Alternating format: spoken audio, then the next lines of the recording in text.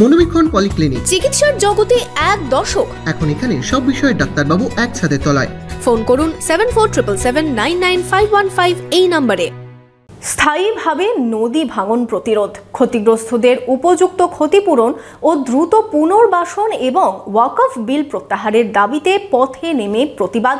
মুর্শিদাবাদ জেলা শাসকের কাছে গণ ডেপুটেশন ও বিক্ষোভ মিছিল এসডিপিআই এর। বহরমপুর শহরেই 4 star deluxe premium hotel with luxury and comfort, golden retreat.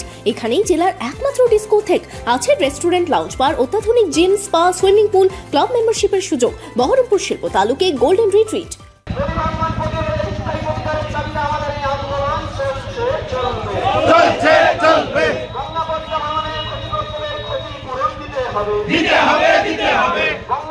একাধিক দাবি নিয়ে বহরমপুরে বিক্ষোভ মিছিল।